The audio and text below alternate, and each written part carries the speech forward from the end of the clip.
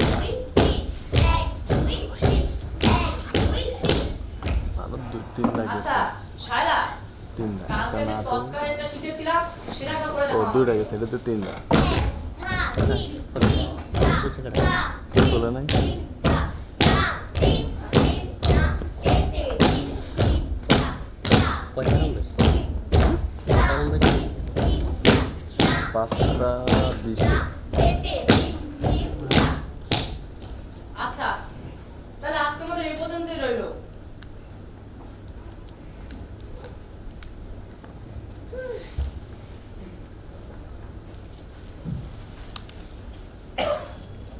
তোমরা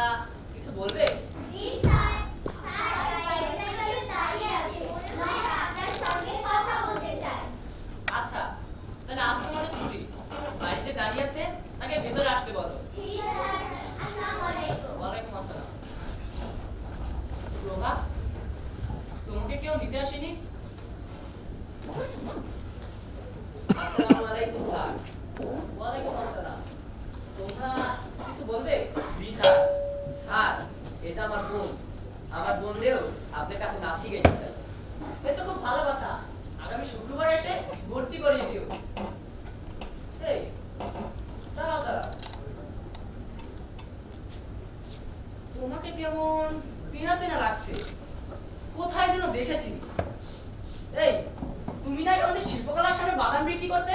হ স্যার, আগে তো এই শিল্পকলার সামনেই বাদাম বেচতাম, কিন্তু খালি বাদাম বেচা পোষায় না স্যার, তাই এখন যেই কাম পাই সেই কামই করি। স্যার, ভর্তি করতে কত টাকা লাগবে? তোমার বাবা মা কি করে? তারা কোথায়? তুমি ওকে নিয়ে এসেছো ভর্তি করতে?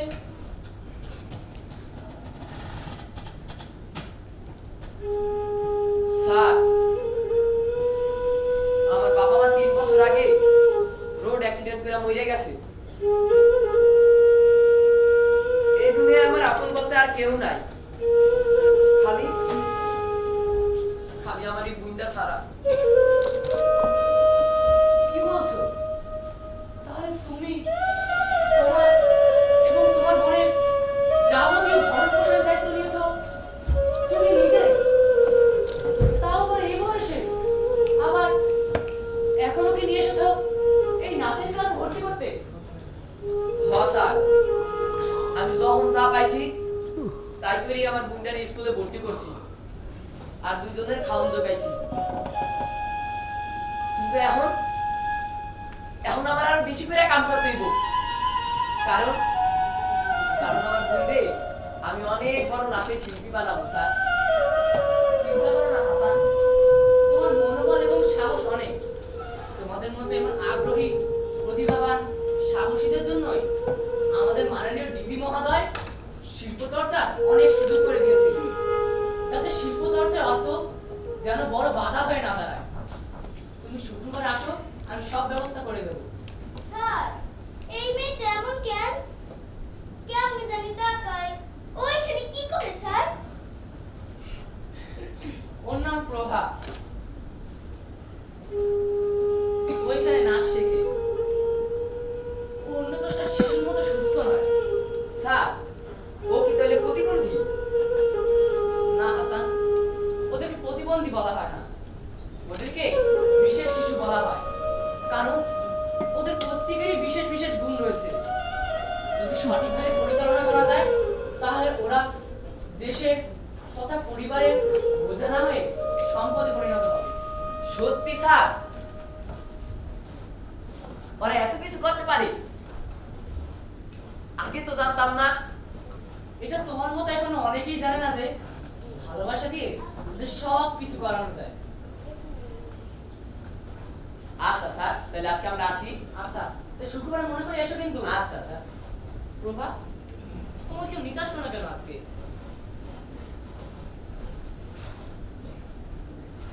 আচ্ছা চলো, ওঠো, আস্তে আস্তে ওঠো।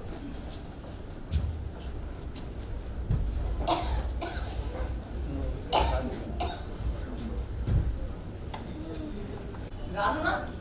হ্যাঁ, রানুই তো। কেমন আছো রানু? স্যার, ভালো আছি। আপনি কেমন আছেন? আমিও ভালো আছি। রানু, তুমি তো অনেক শুকিয়ে গেছো মা, কি হয়েছে? স্যার, পড়াশোনার অনেক চাপ তো তাই। ও, আপনাদের তো কোনো খবরই নেই, ক্লাসও আসছেন না, কোনো অনুষ্ঠানে অংশগ্রহণ করছেন না। স্যার যে কি বলে, এবছর এসব নাচ গান আর করা যাবে না, এসব করলে অনেক সময় নষ্ট হয়। এখন তো পড়াশোনার অনেক চাপ। তাছাড়া প্রতিদিন সকাল 7টায় বের হই আর ফিরি সেই সন্ধ্যা 7টায়। তারপরে বাসে এসে ঘন্টাখানিক বিশ্রাম করে আবার টিচার সে পড়ায় রাত 10টা পর্যন্ত। তাহলে কিভাবে সব নাচ গান করাবো আপনিই বলেন। কি বলছেন আপনি? ওর ওর বয়সের দিকে একবার লক্ষ্য করেছেন? পড়াশোনা তো অবশ্যই করবে, কিন্তু তার পাশাপাশি একটি বাচ্চা খেলাধুলা করবে, শিল্প চর্চা করবে, প্রাণ খুলে হাসবে, ঘুরবে। আর আর আপনি ওর কাঁধে বইয়ের ভার চাপিয়ে দিয়েছেন। ওর বাবা এসব নাচ গান পছন্দ করে না। ওর বাবার আর আমার ইচ্ছা ও বড় হয়ে যেন অনেক বড় ডাক্তার হয়, আর এখন থেকেই প্রতিটি ক্লাসে যেন প্রথম হয়। এতে ওর যতই কষ্ট হোক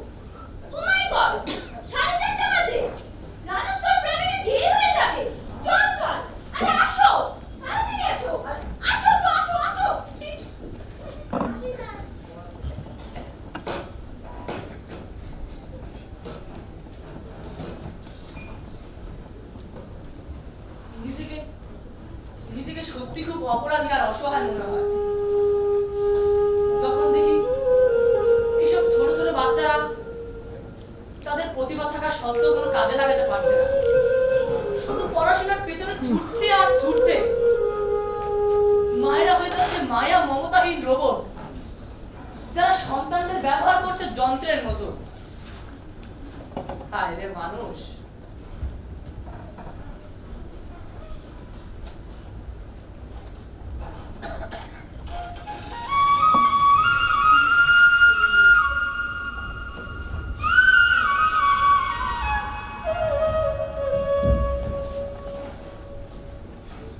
আচ্ছা, আজ বিকালে শিল্পকলা একাডেমিতে যে অনুষ্ঠান আছে তার সম্পর্কে তো তোমরা সবাই জানো। জি স্যার।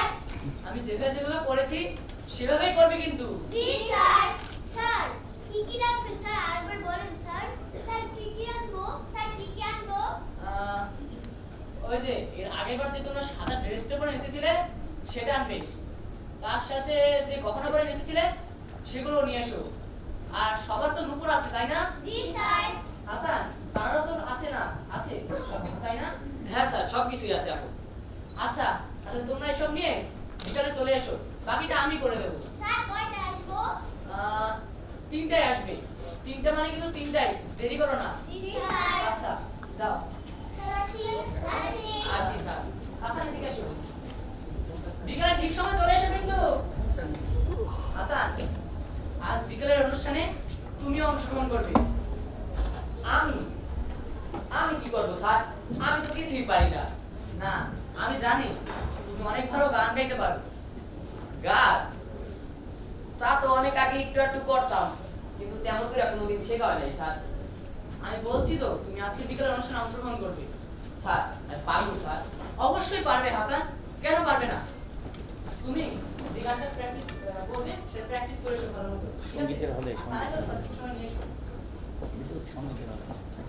সঙ্গীতের হলে।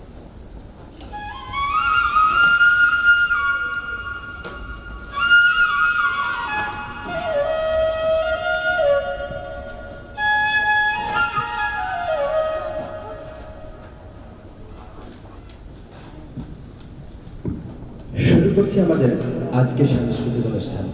শুরুতেই রয়েছে একটি একক আবৃত্তি। আবৃত্তি পরিবেশন করছেন আমাদের ছোট্ট বন্ধু ওয়াজিহা ইসলাম। বড়কে হরিশচন্দ্র মিত্র আপনাকে বড় বলে বড় সেই নয়, লোকে যারে বড় বলে বড় সেই হয়। বড় হওয়া সংসারেতে কঠিন ব্যাপার, সংসারে সে বড় হয় বড় গুণ যার। গুণেতে হইলে বড়, বড় বলে সবে। বড় যদি হতে চাও ছোট হও তবে। ধন্যবাদ। তার সুন্দর আবৃত্তি পরিবেশনের জন্য আমাদের এবারে পরিবেশনা একটি একক সঙ্গীত, আর সঙ্গীতটি পরিবেশন করবেন আমাদের সুবিধাবঞ্চিত বিশেষ বন্ধু হাসান। আমি আজকে আমার মাকে নিয়ে একটা গান করব। 10 মাস 10 দিন ধরে গর্ভে ধারণ, কষ্টের তীব্রতায় করেছে আমায় লালন। হঠাৎ কোথায় না বলে হারিয়ে গেল, জন্মান্তরের বাঁধন কোথা হারালো। সবাই বলে ওই আকাশে লুকিয়ে আছে, খুঁজে দেখো পাবে দূর নক্ষত্র মাঝে।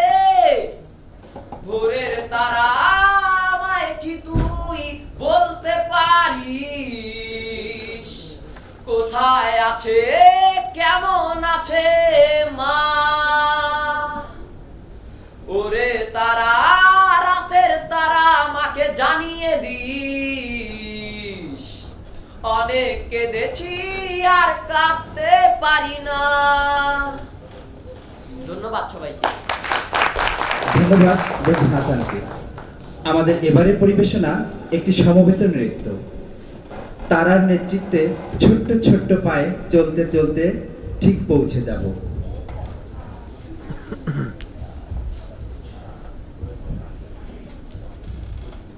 শুরু হচ্ছে আমাদের সমবেত নৃত্য।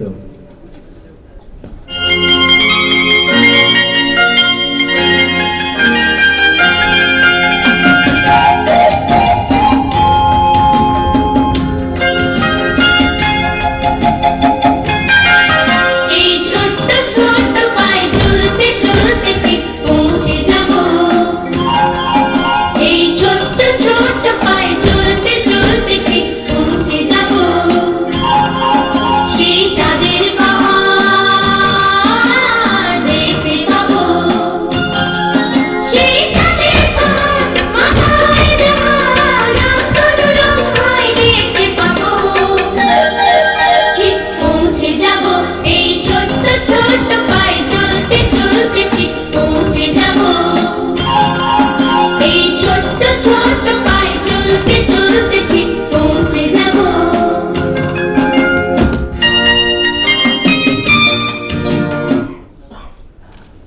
ধন্যবাদ তারা ও তার দলকে সুন্দর একটি নৃত্য পরিবেশনের জন্য। এই সুন্দর নৃত্যটির মাধ্যমেই শেষ হয়ে গেল আমাদের আজকে জেলা শিল্পকলা একাডেমি মাদারীপুরের সাংস্কৃতিক অনুষ্ঠান।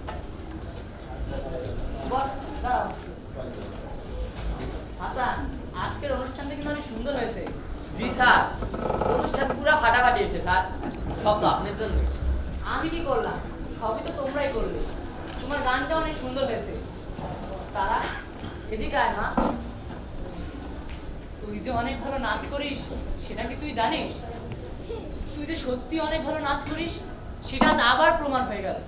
আমার বিশ্বাস তুই যদি ভালোভাবে নাচ করিস এবং এই ইচ্ছা শক্তিটাকে ধরে রাখিস তাহলে তুই একদিন অনেক বড় একজন গুণী নৃত্যশিল্পী হবি। স্যার, আপনার জন্য একটু দোয়া করেন। ওর স্কুলের ইকবাল স্যার বলে ও নাকি অনেক মেধাবী। ভাইয়া, তুমি স্যারের কথা আর বলবা না। স্যার খালি খালি আমার বাসায় যেতে বলে। বাসায় গেলে আমার একটুও পড়ায় না। খালি স্যারের হাত পাটি পায় আর খালি কয় তোরে আমার অনেক ভালো লাগে। এইসব আমার একটু ভালো লাগে না ভাইয়া। স্যার তোমাকে অনেক স্নেহ করে তো তাই এমন বলে। হাসান, তুমি আজ তারা কই স্যারের বাসায় একা পাঠিও না। কিন্তু কেন স্যার? স্যার তো তার অনেক ভালো জানে, ফ্রি পড়ায়, কোনো টাকা পয়সাও নেয় না। তুমি বুঝবে না এর মানে। তারা যেহেতু ভালো লাগে না তাই না পাঠানোই ভালো। আচ্ছা আচ্ছা। আচ্ছা, তা তোমরা এখন যাও।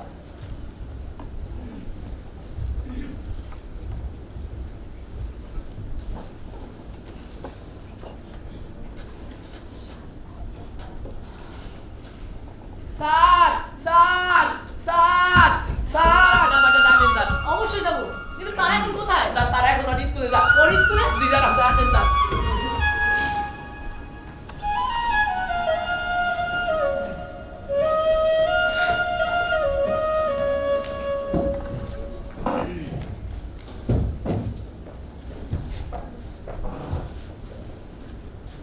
স্যার স্যার স্যার স্যার তারা কি হয়েছে স্যার? স্যার আপনি চুপ করে থাকি না স্যার। স্যার আমি তো কিছুই বলতে পারতাম না স্যার। স্যার কত স্যার স্যার স্যার স্যার তারা কি হয়েছে স্যার? আপনি পাই ধরি স্যার, আপনি চুপ করে থাকি না স্যার। স্যার তারা কি হয়েছে স্যার? স্যার আমার মুন্ডার কি হয়েছে স্যার?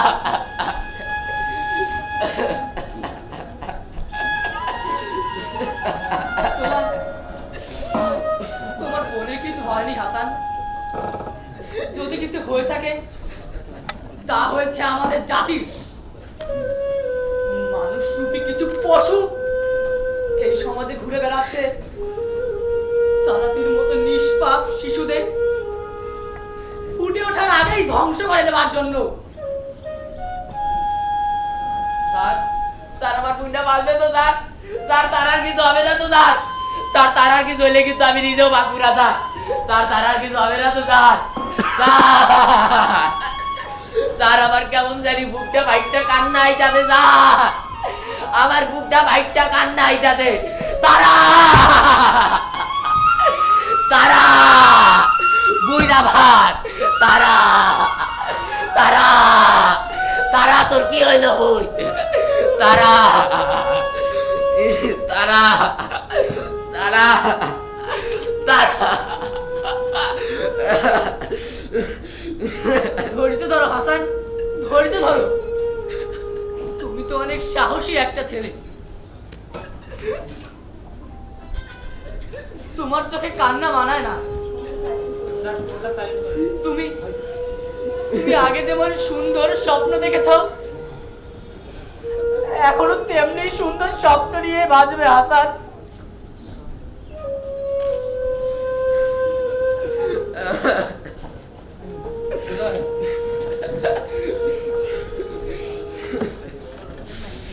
হাসানকে আমার কি বলা উচিত তা আমি নিজেও জানি না। কি বলবো যে যে ওর মন ধর্ষণ হয়েছে, এই কথাটা বলে কি এতটাই সহজ? না, এটা আমি কখনোই হাসানকে বলতে পারবো না। শুধু এতটুকু বলতে পারি, আমি বা আমরা চাইলেই প্রতিটি শিশুর জন্য নিরাপদ সমাজ হয়তো গড়তে পারি। কারণ যদি আজ আপনি আপনার সন্তানকে সঠিক শিক্ষা না দেন, মনুষ্যত্ব বোধ তৈরি করতে ব্যর্থ হন, ধর্মীয় শিক্ষা থেকে পিছিয়ে রাখেন, শুধুমাত্র পুঁথিগত বিদ্যার পাহাড় করে এবং স্কুল কলেজে প্রথম হওয়ার জন্য উন্মাদ হয়ে যান, তাহলে কখনোই সত্যিকার অর্থে মানুষ হওয়া যাবে না। আজকের এই অবশ শিশুটি কিন্তু আগামী দিনের একজন ধর্ষক বা একজন খুনি হতে পারে। এটা আমাদের কখনোই কাম্য নয়। আমাদের সকলেরই কাম্য একটি সুন্দর সুস্থ সমাজে, যেখানে সবাই নিরাপদে থাকবে, বিশেষ করে শিশুরা। কারণ আজকে শিশুরাই তো দেশকে আলোর পথে নিয়ে যাবে আগামীতে। তাই আজ থেকে আমাদের স্লোগান হোক, পুঁথিগত বিদ্যার অবসান চাই, আলোর পথে হাঁটতে চাই। পুঁথিগত বিদ্যার অবসান চাই, আলোর পথে হাঁটতে চাই। পুঁথিগত বিদ্যার অবসান চাই, আলোর পথে হাঁটতে চাই। পুঁথিগত বিদ্যার অবসান চাই, আলোর পথে হাঁটতে চাই। আমরা তারার মতো আর কাউকে হারাতে চাই না। কি চাই? তাহলে করতালি দেন।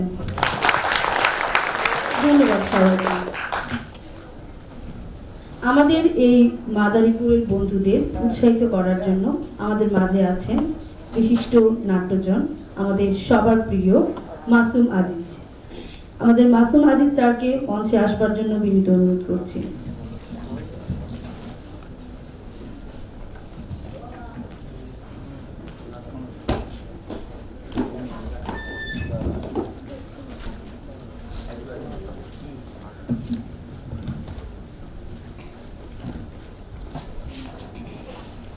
আমাদের আজকের অতিথিকে উত্তরীয় পড়িয়ে দিচ্ছে অরুণ।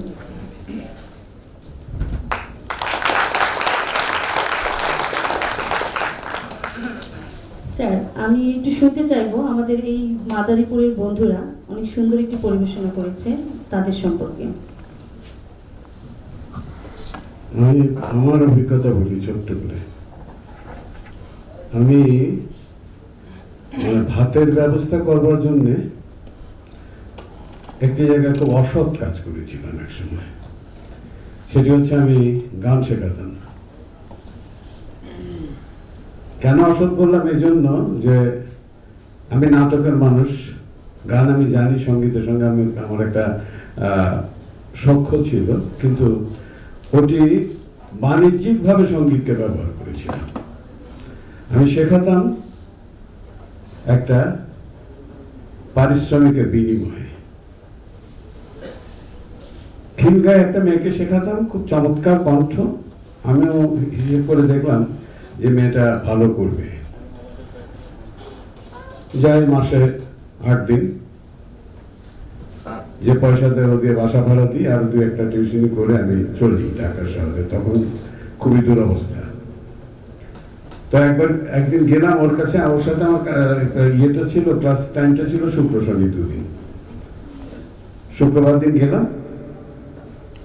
আপনার ধৈর্য হারাবেন না, গল্পটা কিন্তু খুব জরুরি ওদের জন্য, বাচ্চাদের জন্য। তো আমি যাবার পরে বিকেলবেলা 4টার সময় দরজা খুলে মেয়ের মা আমাকে বলছে, স্যার রোববার থেকে তোর পরীক্ষা, আজকে কালকে 2 দিন ও গান শিখবে না। আমি খুব খুশি হলাম এই ভেবে যে ওই বাড়ির ঠিকানায় আমাকে আর কোনোদিন যেতে হবে না, এবং তার পরবর্তীতে আমি ওই বাড়িতে আর যাইনি। মানে আমি মেয়েটিকে আর কখনো শেখাইনি। মেয়েটার প্রতি আমার শুধু দুঃখটা ছিল একটাই, সেটা বাচ্চাটার কিছু একটা করতে পারতো, কিন্তু ওর অভিভাবকের এই ব্যবহারের কারণে মানে রোববারে পরীক্ষা অতএব গান শেখা যাবে না। কারণ আমরা গান বাজনা ইত্যাদি এগুলোকে ধরে নিই হচ্ছে একটা কিছু আর কি, মানে জাস্ট আমার পড়ালেখাটা করতে হবে, এই ফাঁকে যদি কিছু করা যায়, ফাঁক তালে যদি কিছু হয়ে যায় আমরা ওরকম আর কি। বিষয়টা যে সার্বক্ষণিক লেখাপড়ার মতোই 24 ঘন্টা সাধনার ব্যাপার। আজকের যারা দর্শক আছেন নিশ্চয়ই তাদেরকে চোখে আঙুল দিয়ে ওরা বুঝিয়ে দিয়েছে। এই এবং ওই গার্জিয়ানটা যদি আজকে থাকতো তাকেও তার হয়তো কিছুটা বোধোদয় হতো। এবং আরো মজার ব্যাপার যে একদিন ঢাকা বিশ্ববিদ্যালয়ের টিএসসির মধ্যে আমাকে এক ভদ্রলোক সালাম করছে পায়ে হাত দিয়ে এবং বলছে যে সে বিশ্ববিদ্যালয়ে বেশ বড় একটি পদে আছে এবং সে হচ্ছে ওই মেয়েটি জানে। এটি হচ্ছে, এবং আমি ওকে জড়িয়ে ধরে বললাম যে তুমি অনেক বড় একটা প্রতিভাকে হারিয়েছ। এ পর্যন্ত আমার যেটা মনে হয় সেটা হচ্ছে যে আসলে আমরা তো এখন পর্যন্ত অভ্যস্ত নই। আমরা মনে করি লেখাপড়াটা খুব বেশি জরুরি, এটি করতে হবে, রোববারে পরীক্ষাও তার লেখাপড়া করতে হবে, কিন্তু শুক্র শনি 2 দিন যে এটিও জরুরি জিনিস এটি আমাদের মাথার মধ্যে নেই। এই একটা। আর বাচ্চাগুলোর জন্য তোমাদের জন্য আমার একটা উপদেশ, সেটা হচ্ছে আমরা আঞ্চলিক ভাষায় অনেক, আমি তো বেশিরভাগই আঞ্চলিক ভাষায় নাটক করি, এটা আপনারা জানেন, কারণ আমি তো নেংটি পরে কাজ করি না, ভিক্ষুক, সবসময় আমাকে কাঁদতে হয়, আর ওই নেংটি পরে কি বলে ভিক্ষুক আঞ্চলিক ভাষায় কথা বলতে হয়, তাই তো নাকি? আমাকে ভদ্র ক্যারেক্টার কেউ দেয়ও না, আমি ভদ্রলোকের মতো বিশুদ্ধ বাংলায় প্রমিত বাংলায় আমি সংলাপ বলবার সুযোগ পাই না।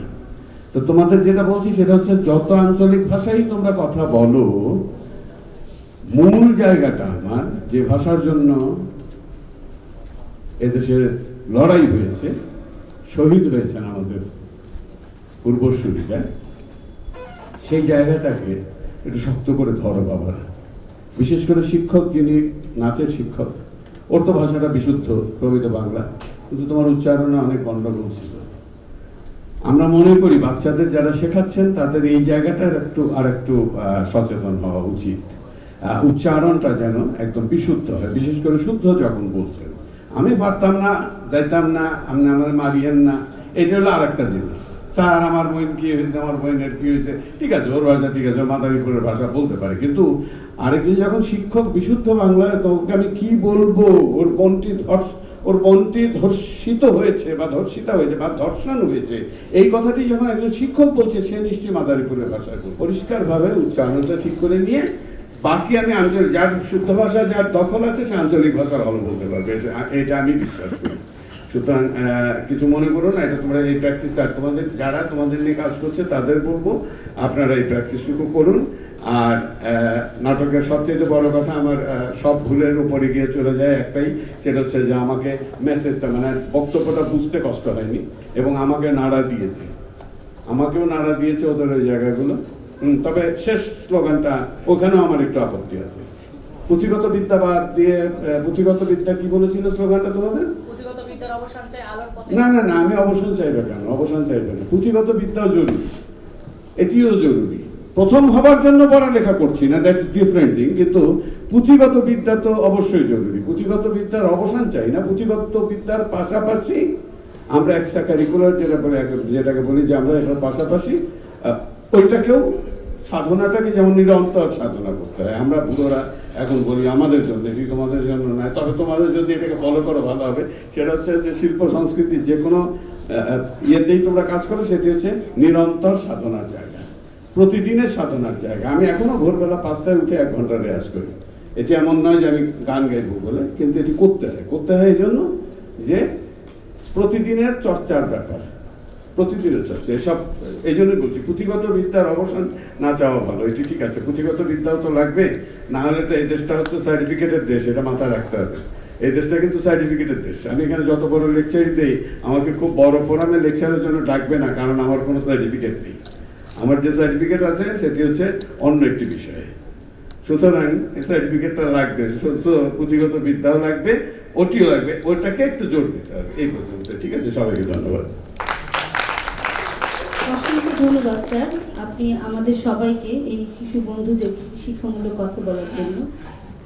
এবার এই দলের পক্ষ থেকে সনদ গ্রহণ করার জন্য মঞ্চে আসবেন নির্দেশক এই দলের সানজিদা ইসলাম ডলি।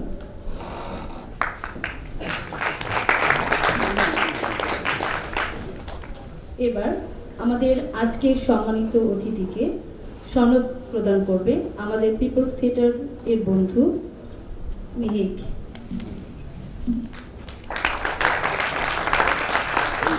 আবার একটু বলতে হবে এই জন্য যে পিপলস থিয়েটারে কিন্তু সবগুলো অনুষ্ঠানে আমাকে ডাকে, বিশেষ করে ডাকে এবং এইভাবে একটা সনদ দেয়। তা আমার সনদের পরিমাণটা অনেক বেশি হয়ে গেছে, যে ভ্যান গত পরশু দিন ওইসব ভ্যান করছিলাম, তার জায়গা নেই। হ্যাঁ, তো এখন একটার উপরে আর একটা বসাতে হবে, এবং এই জন্য লাকিকে ধন্যবাদ। লাকি প্রতিবারই কিন্তু আমাকে ডাকে কথা বলতে। আমরা সবাই